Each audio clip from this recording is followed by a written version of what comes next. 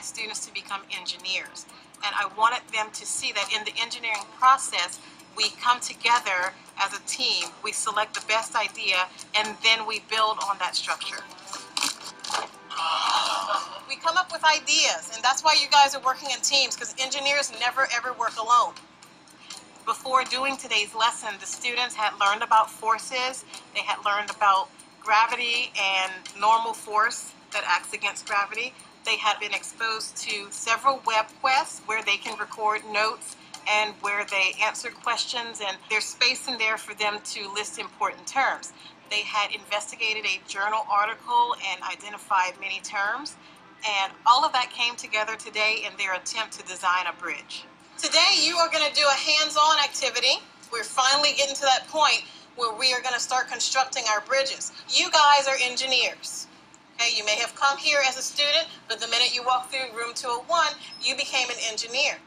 Now, when engineers work together, they have to work with civility. What does acting with civility mean?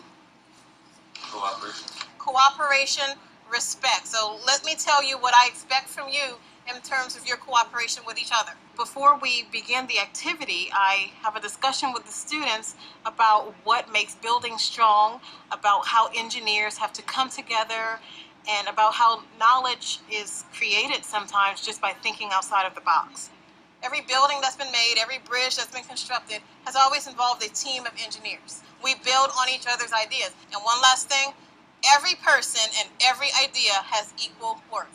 So at this point, they are doing an activity that will hopefully strengthen their knowledge about the design process, and that'll lead them into being able to collaborate with their team to design a bridge. When you think about a building, what makes a building strong? The base. The base, okay, be related to the foundation. Materials, yeah, it kind of matters what something is made of, okay? Today you're going to be using paper to build a structure. Paper's weak, isn't it? Okay. Right, but when used in the right way, we can make almost any structure stronger. So you are going to design and construct a structure that will support the force of as many textbooks as possible. The physics textbooks. To perform this activity, each team will receive 20 drinking straws, 10 sheets of paper, 20 paper clips, a roll of tape, and 1 pair of scissors. Each team had 3 minutes to plan their procedure. They had 15 minutes to build, and then they had 2 minutes to decide what they were going to present to the class. You know what I'm saying? If you lay them down, they'll be able to hold up all the books. I'm gonna step on, when you make the next one, put them right there, I'm gonna step on them. If it can support me, pretty sure it can support every book in this room. I was pleasantly surprised to see that after they had completed their web quest, that they understood the importance of shapes in their structural designs. I noticed a lot of groups trying to incorporate triangles into their structures because they had gleaned from their web quest that they performed on their own that the triangle is of utmost importance in construction. You said that triangles? Triangle, then it was that little curve, that little bridge thing. Like, It helped how you gonna make a triangle to hold up the textbook? No, you know how we had 4 columns last time? We can make just 3. All right, so everybody stop. So you only had 3 minutes. You have your plan. Next, you're gonna actually build. They all are the same. This one need to be two.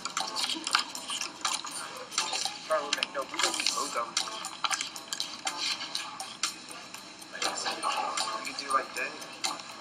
You wrap another paper around like that. And then be like strong.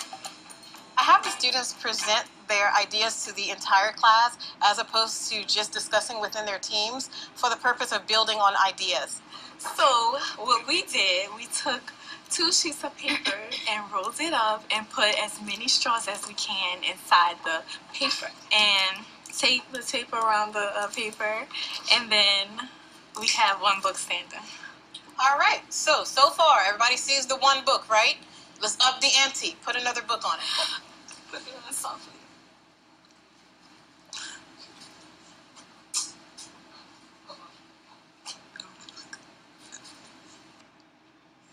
Oh, okay. We've got 2 books, okay? Let's put another book.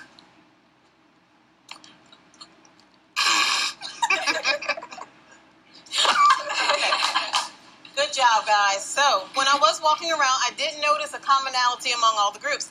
Most of you said it, but I didn't see it in everyone's structure. I kept hearing it has to be even. We saw what happens when we have an uneven base.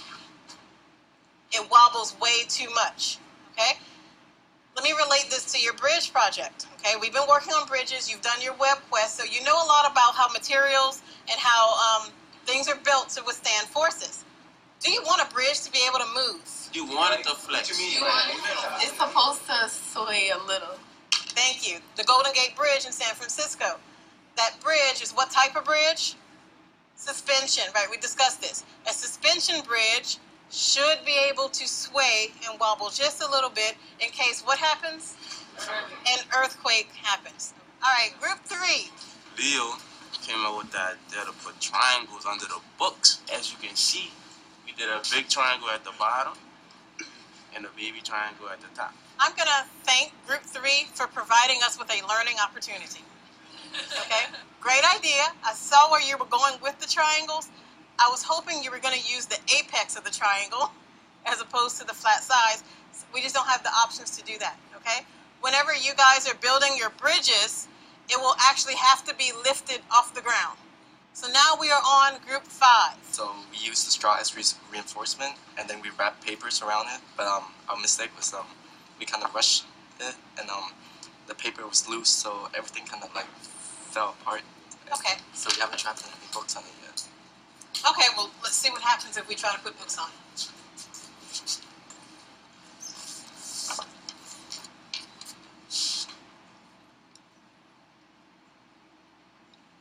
So it can support at least one book. Okay, and once again, you saw that the columns were uneven, therefore it wobbled way too much and the whole structure tilted over. After the team presentations, the students were actually allowed to go back into the design process to fix basically what had gone wrong. What improvements are you making? We're gonna take 4 of these each. I mean, like, it's gonna be 4 of these, but it's gonna be 3, like a triangle. And see, this gonna help. So you mean a triangle is in like one column here and then And 2 in the back. So you find it easier the second time around? Yes. Okay, can you elaborate? You know what to do and what not to do. Okay. Columns weren't thick enough to support the weight. Okay, all right, so what did we learn from all this? It's not easy, is it? I believe it was this group over here, we were discussing how scientists make mistakes, okay? Sometimes things just don't happen correctly. My students and I now look at a bigger picture. We're studying forces and designing and engineering, and we're putting all that together. It's just opened the door up for new activities in the classroom.